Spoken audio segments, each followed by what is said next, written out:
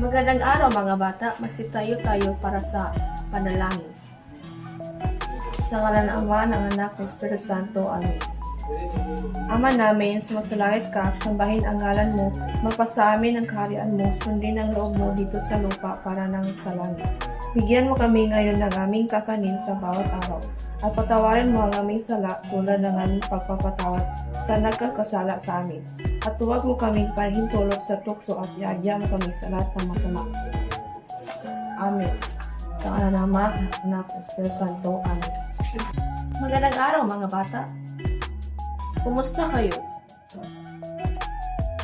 So bago nating simulan ang klase, magtatala muna ako kung mayroon bang lumiban sa ating klase ngayon. So mayroon bang lumiban sa ating klase ngayon? Wala. So mabuti.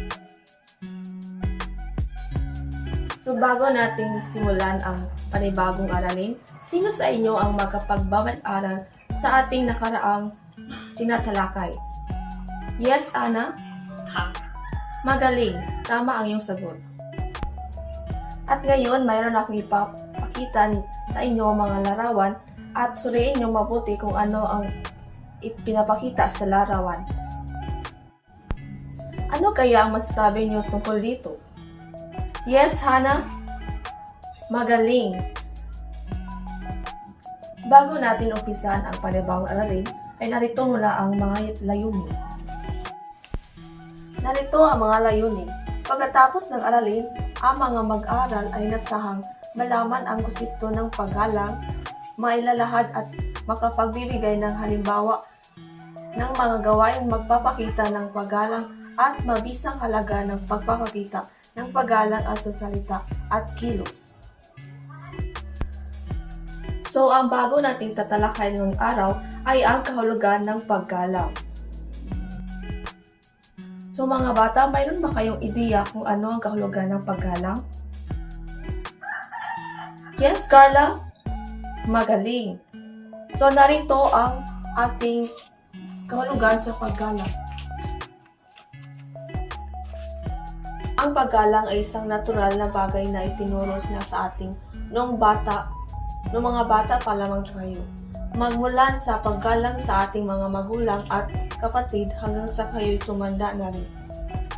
So, ang mga magulang ay ang unang nagturo sa atin sa paggalang at pati na rin ang mga nakakatanda.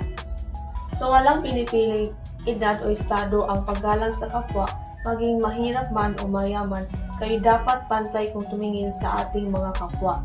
So, dapat nating pantay-pantay ang ating paggalang, mahirap man o mayaman ang isang tao. So, kailangan nating itrato ng mabuting paraan ang mga tao sa ating kapaligiran. At narito ang halimbawa ng paggalang. Paggalang sa batas. So, kayo ba'y nagpapakita ng paggalang sa mga batas? At kayo ba'y sumusunod ng patakaran sa mga batas? At pangkalawa, respetuhin ang mga desisyon ng ating mga magulang. So, nirespeto nyo ba ang mga desisyon ng inyong mga magulang? Mabuti kung ganun. At sa pangkatatlo ay pag-intindi sa sariling problema at hindi makikialam sa iba. Halimbawa nito ay mayroon kang isang problema na hindi mo sinasabi sa mga kaibigan mo na nahihiya kang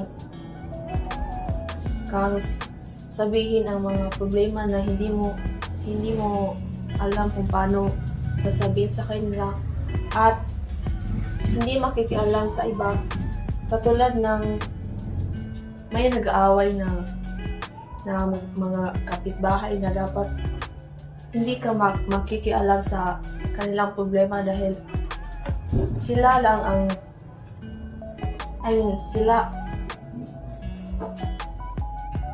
sila ay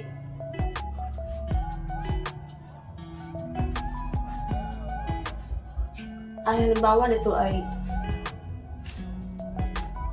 ilang problema is sila rin mosulbad sa ilang kanang problema nga labas na kan anang nga problemaha nga dapat ilanang sulbaron na para maayos din ang problema. So di na ka makialam sa mga problema nila man ang halimbawa nitong pag-iintindi sa sariling problema at hindi makikialam sa iba. So pang ikapat ay pagsunod sa utos ng ating mga magulang o nakakatanda. So kayo, sumusunod ba kayo sa utos ng inyong mga magulang? At ito ba'y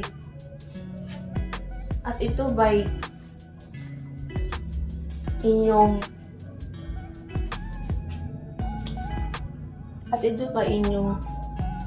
sinusunod ng tamang paraan para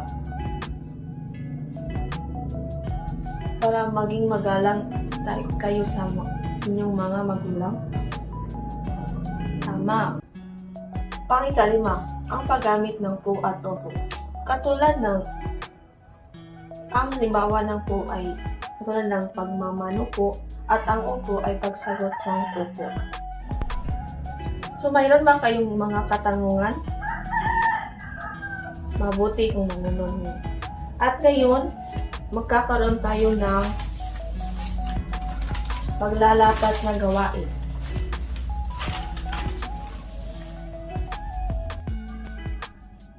At basahin ang panuto. Magkakaroon tayo ng pangkatang gawain, hatiin ko kayo sa 4 na grupo. Ang bawat pangkat ay pupulot ng isang halimbawa ng paggalang at kanila itong isasadula. So narito ang pamantayan at mga puntos. Ang una, ang kahusayan ng pagsasadula. So ang puntos ay 2. At ikalawa ay kahandaan sa pagsasadula. O sa English, ang preparedness. So 10 puntos. At ikatlo ay nilalaman ng maikling dula. Ang puntos ay 20. So, ang kabuuan ay 50. So, bibigyan ko kayo ng 10 minuto para paghadaan ang inyong pagsasadula. At maaari na kayong pumunta sa inyong mga grupo para ipresenta ang inyong pagsasadula ngayon. Magaling! Bigyan natin ng palakpak ng ating mga sarili. Dahil mahusay ang inyong ipinapakitang pagsasadula. So ngayon, magkakaroon tayo ng pagtataya. Bago ang lahat ay basahin niyo muna ang panuto. Sagutan ang mga sumusunod na tanong at isulat kung ito ay tama o mali. At kumuha kayo ng isang kapat na papel at bibigyan ko lamang kayo ng 5 minuto para sagutan ito. Mahusay mga bata, dahil nasagutan nyo ang mga sumusunod na tanong na aking ibinigay. At ngayon ay magkakaroon tayo ng takdang aralin at isulat nyo sa inyong mga notebook. So narito ang panuto. Sumulat ng isang sanaysay na may 5 pangungusap sa pamamagitan ng pagsagot sa tanong na paano mo mailalarawan ang paggalang. Sa mga bata, meron ba kayong mga katanungan? So wala. At tayo ay manalangin. Sa ngalan ng Ama, ng Anak, ng Espiritu Santo. Amen. Through Christ the King, love and loyalty. Amen. Sa ngalan ng Ama, ng Anak, ng Espiritu Santo. Amen. Paalam mga bata. Goodbye, teacher.